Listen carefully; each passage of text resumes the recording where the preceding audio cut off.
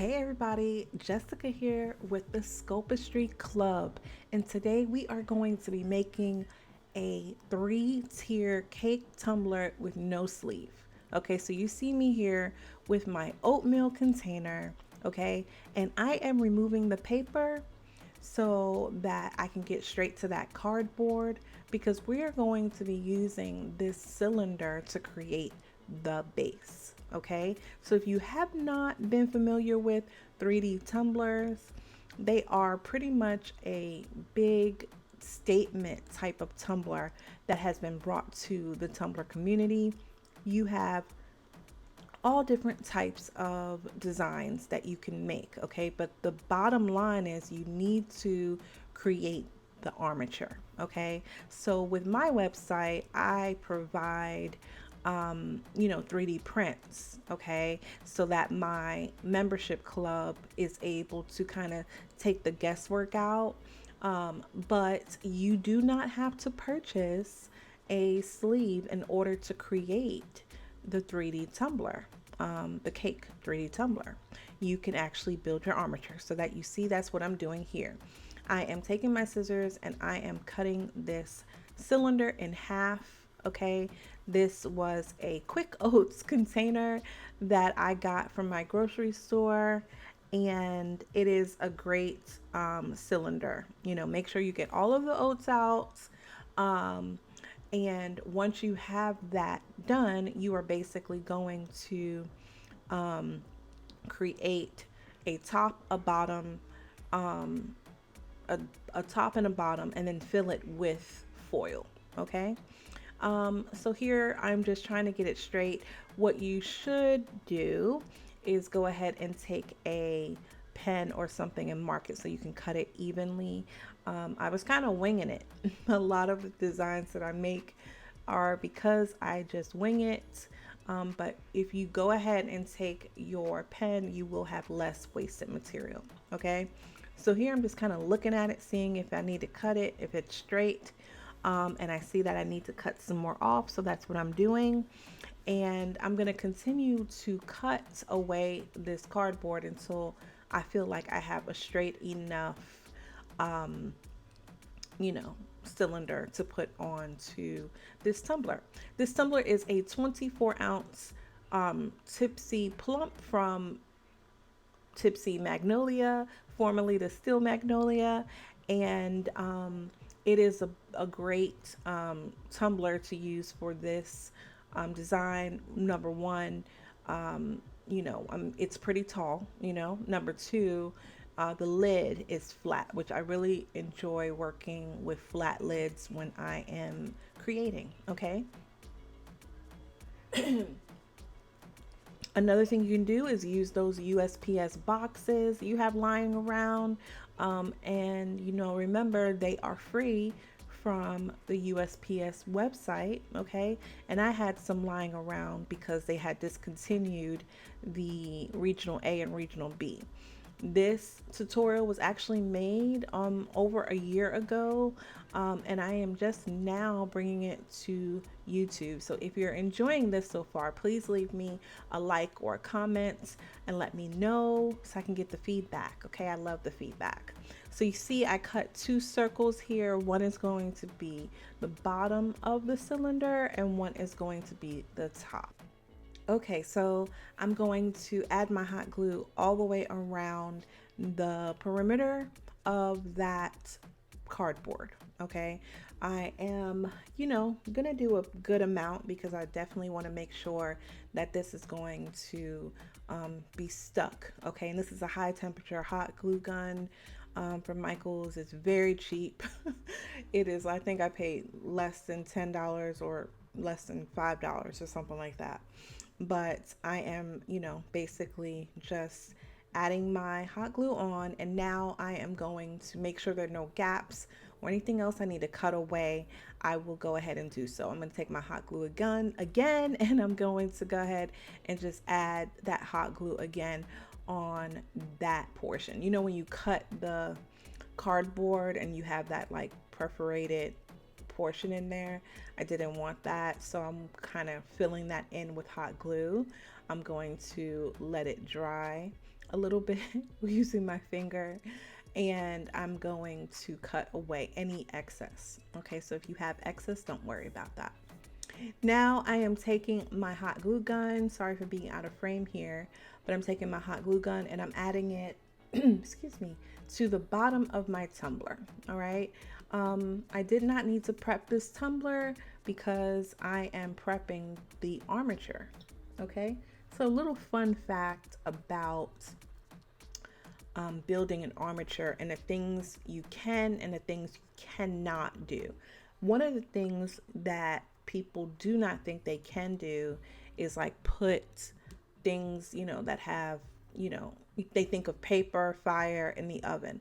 Of course, it will get on fire if you put your oven at like 350 or whatever. If you're going to be baking it because you want to add clay or whatever, you need to keep your oven on a low setting. Okay. You can, of course, have foil in the oven, and you also can have hot glue. You see, I didn't use that much hot glue to where when I put it in my oven, it's going to be, falling out. Okay. But if you are concerned, go ahead and get you a little conventional oven, and you can, save your main oven for food. Okay. What you can't do is you can't put epoxy in your oven. Okay. That's a big no-no. You also can't put spray paint in your oven. Okay. So those are some things for you to watch out for. But cardboard, hot glue, acrylic paint, clay, polymer clay is safe to put in your oven on a low setting. Just make sure you read the manufacturer's instructions. Okay, so you see I filled in the gap with that foil, and I'm just pushing it down and making sure everything is nice and secure. Now that other piece of cardboard, I took my tumbler, flipped it upside down, taking my pen, and I'm drawing my circle, and I'm gonna go ahead and cut away the center of the circle. This portion of the circle is gonna go right on top of this cardboard. Okay, I'm gonna glue it down pretty much like I did it prior. Okay, and the reason why, one of the questions I got before was like, why are you adding the foil? It is to make it secure. I didn't want, yes, we're adding a glitter, yes, we're adding epoxy, but I wanted to make sure that it was definitely sturdy. Okay, so adding the foil will make sure that you can't press that cardboard in. Okay, so here you see me just adding that to the tumbler, and I am going to flip it upside down and cut away the excess. For some reason, I'm having trouble cutting circles.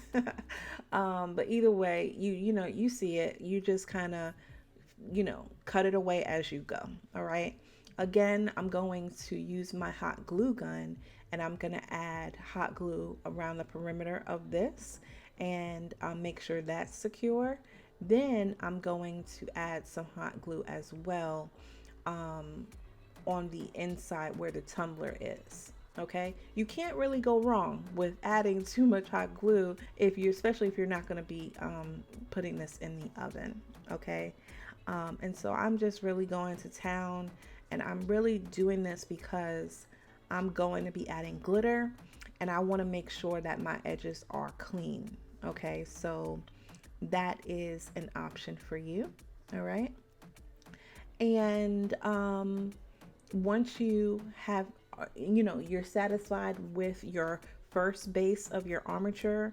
Okay, remember that's what it's called. You'll hear that on this channel. You're gonna get your second oatmeal container, which is a smaller one from the first. Okay, and you are going to be doing and repeating the same process because you need to create your second tier. Okay, so here I'm kind of gauging where I want it to start and end, and I'm marking it off with my pen.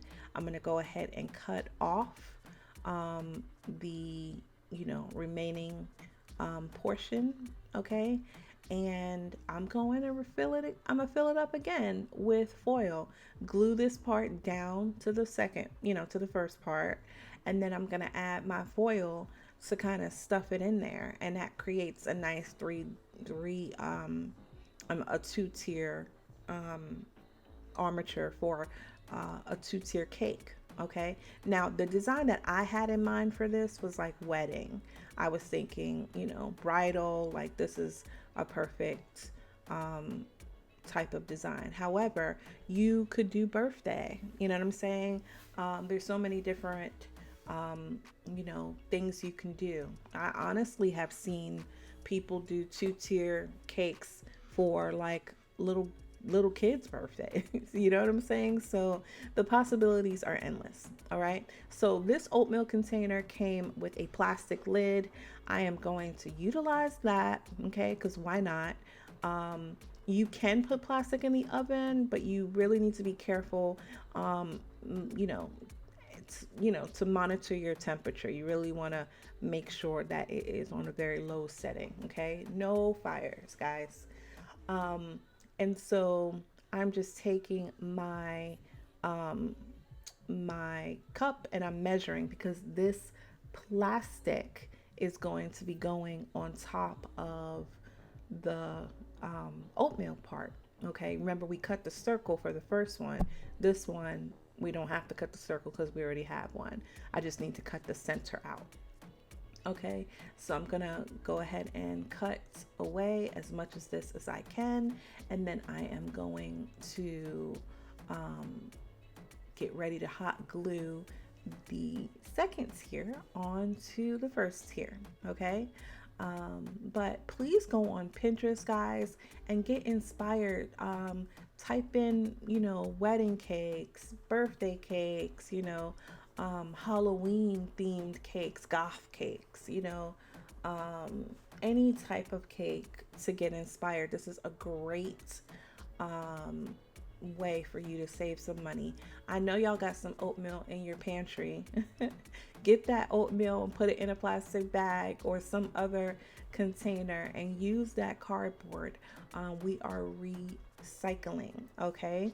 And so you see, again, I'm just trying to get it as much in the center as I can, and I'm using my hot glue gun to secure it, okay? And once I have it secured, you really want to make sure that it's centered. As I critique myself, I'm like, dang, it's not as centered as I wanted it to be, but it works, and I'm not tripping about it because honestly, once you start adding the details onto your finished tumbler, nobody's going to be looking at if you have 3 inches on the right and only 1.5 on the left. Okay. So again, you got to add your foil. You don't want to hold your tumbler and it come in with your hands, meaning you could press in. So I am taking my stainless steel straw and I'm pushing this foil all the way down. I'm going to repeat that process. I'm going to speed that up because this part did take a little bit longer.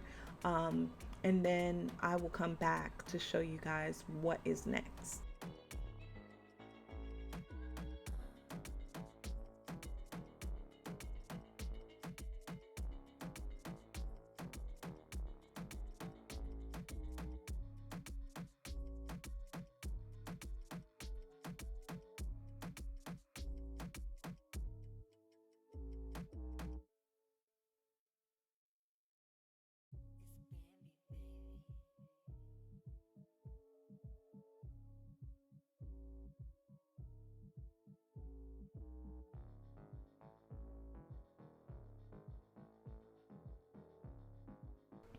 Okie dokie. All right, so again, I am cutting away this plastic piece. I decided again that I want to use this, but it has like a lip on it and I needed to sit flush, so I need to cut that away. Okay, If y'all don't have some little scissors, go ahead and get you some. I got these at Michael's. I love them because they're small enough to kind of get into like little corners and stuff when I'm crafting. Another tool that I use are my cuticle cutters. They are my handy dandy tool because I fit right in my hand and I can really, pay attention to detail with them. But yeah, small scissors and cuticle cutters are definitely a must, okay? But once you cut this away and you finally get your fit right, you are going to put this on top of your tumbler, okay? And I am loving the way it feels in my hands right now. And what I mean by that, it feels sturdy. You know what I'm saying? So when you're doing this, you want to make sure that it doesn't feel flimsy. Stuff that, cardboard with that foil, get it at the Dollar Tree, okay? I'm not sure if your grocery store is gonna have this oatmeal, but just go ahead and look at the Dollar Tree. You're just looking for a big one and a small one, okay? This is the Pringles container. Everywhere you can get these, okay? Again, the Tipsy Magnolia lids. I love how flush they are. So, if you have another company that has really flush lids, please let me know. I know a lot of them are like raised, and it kind of makes it a little difficult sometimes when I'm doing toppers and stuff. But this one is nice and flush. Okay, so I'm taking my Pringles container and I'm cutting away the bottom, okay, because I'm just going to be using the top portion. I did use the plastic part, okay, so we are really doing some recyclable work, okay. Again, this is building an armature, okay. You can either choose to purchase a sleeve, okay, and that will take a lot of the guesswork out. You won't have to worry about measurements. You won't have to worry about, foil and cardboard and hot glue. But if you didn't want to worry about that, and you didn't want to purchase a sleeve, you can go ahead and do this at home, okay? I went ahead and base spray painted my tumbler cake with gold spray paint, and here I am messily going to be applying this fast setting epoxy. I'm going to be doing the epoxy method onto this for adding my glitter, okay? I'm going to be using Athena from Peachy Olive Glitters. It's one of my favorite golds. It's a mini chunky mix, okay? I believe I don't want to say what numbers it is because that still confuses me to this day, but it is a mini chunky mix and it's one of my favorites. It has like gold, but muted gold, maybe a little tiny bits of blue. It's very, very nice, and it gives a lot of dimension to whatever project I'm working on, okay? I do not have a code for you. There are so many people who are affiliates that you can probably go on their website or go on their Facebook group and get a code, okay? But here again, I'm just adding the epoxy onto this, and I am really getting it, I'm making sure I get all of the corners. I'm doing every portion of it, okay? Because I need the glitter to stick to this, okay? And I chose to do epoxy over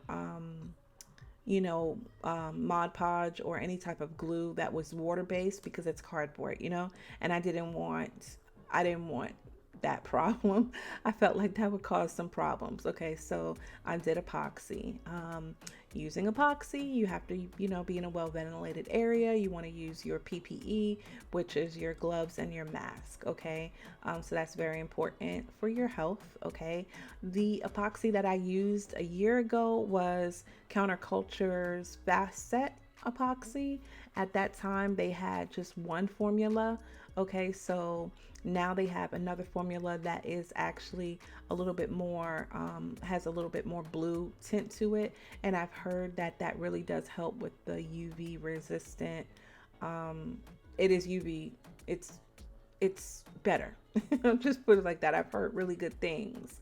I haven't tried it out, but I have heard really good things about that one and several others. Okay, but either way, a fast curing resin is what you would use to go ahead and apply your glitter. Okay, so you see, I'm just letting it spin. It's a little wonky right now, but it'll be all right.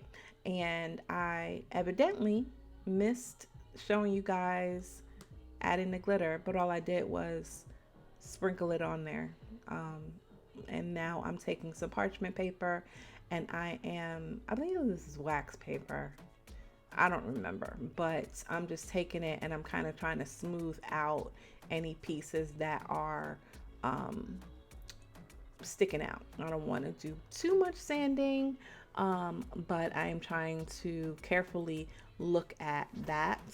And I'm going to take some chunkier glitter and sprinkle that on, and make sure that, um, actually, this is not chunky. This is probably 0.15 or a fine glitter, and filling in, evidently there were some gaps I saw. I don't remember, guys. This was like a year ago. But either way, I'm just trying to make sure that it's going to look really good when I'm done. And I am allowing this to cure. And then you see that I have sanded it because it looks a hot mess. But now I'm taking my chalk pen and I am going ahead and drawing on this. It's going to look like a kindergartner project at first, okay? But I'm using a technique that a lot of wedding professionals use. Um, and you can look this up on YouTube. Plenty of tutorials on this, but I needed to draw like a stencil. Like I needed to have a base first, and I was just trying it out. This was my first time doing it. I believe the technique is called brush embroidery. So you want to look up that brush embroidery technique, wedding cakes or cake, whatever. And then I put some spackle in a bag and I did a little bit of a tip and I took my paintbrush and I just pulled down, right? I just pulled it straight down. And I repeated that process, spackle over where I drew at, okay? And then just pulled it down. And it creates a really nice um, brush look for the spackle. Okay, I did not mix my spackle with any flour or any thickener. It's just regular spackle. The spackle that I don't remember the name, but I will put it in the description of this video. Okay, and I kind of repeated that process wherever I thought it needed it. Okay, I was trying to again imitate like a wedding cake. And I think I decided to go in the center of this as well and kind of winged it from that point. Didn't need to add any, more chalk art. Okay. And so now I guess I'm adding the topper. In adding the topper, same process, guys. You want to create your straw hole for your lid. And I'm using a little X-OXO knife, put it right through there. Then I'm gonna take my scissors, try to make that circle a little bit neater, right? And then I'm going to hot glue that on to the cylinder.